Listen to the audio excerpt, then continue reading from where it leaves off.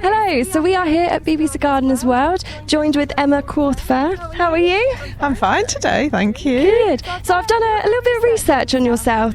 Obviously, you're a trained gardener. Yes, that's right. Yeah. How did you get into it? Obviously, you've got your magazine. How did you go from the gardening to the magazine? Yeah, so I did. I started off by learning to garden at a college in Devon called Bicton, and I did a foundation degree in horticulture there. And then I ended up, after that I went to Scotland for a year and I did a kind of practical course while I was up there, so it was like working and practical gardening at the same time.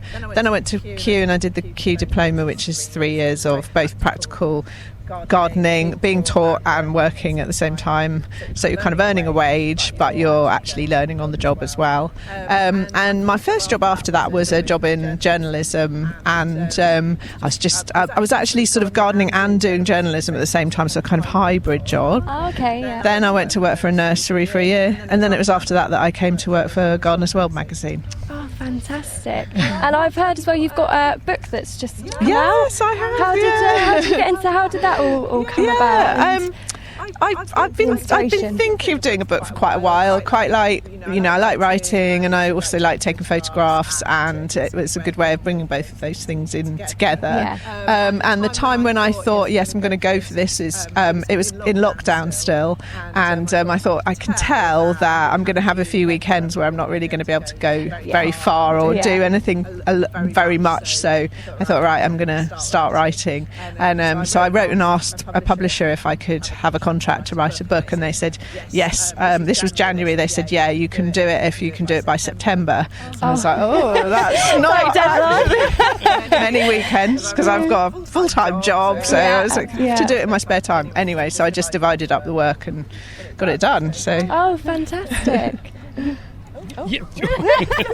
Sorry, it's absolutely lovely to meet you, Emma.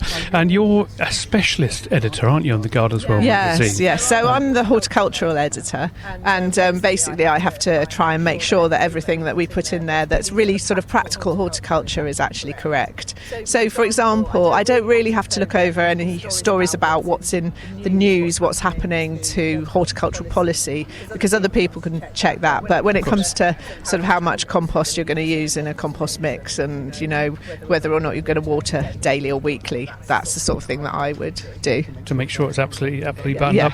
And what I love about the Gardeners World magazine is it's not just a monthly kind of thing that you can just throw away after that. I mean, if I tell you that I started buying the Gardeners World magazine back, and I still have them from the late 80s. Oh goodness me, wow, that's amazing. At home. So I've got, because you can always refer back to them. Yeah, you can all the time. Yeah, they've changed a lot since then. Yeah, they definitely have.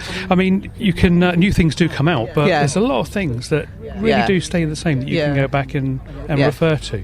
We always have our what to do now section, so that will stay pretty much the same over the years, what you're going to do in a particular month of the year.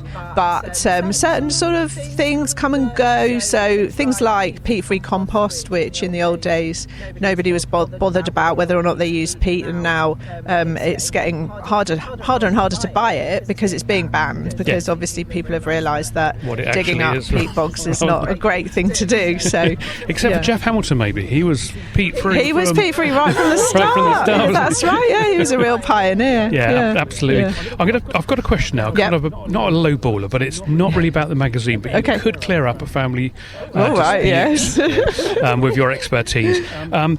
Coffee granules. Oh yes. Round plants or not round plants? Well, I would say put them on the compost heap. Right. Because they have a very specific sort of acidity. So not every plant is going to want that. And I think with things like that, organic things, it's generally better to put them on the compost heap. Let them help you to make some really, really beautiful garden compost that you're going to find really useful all over the garden.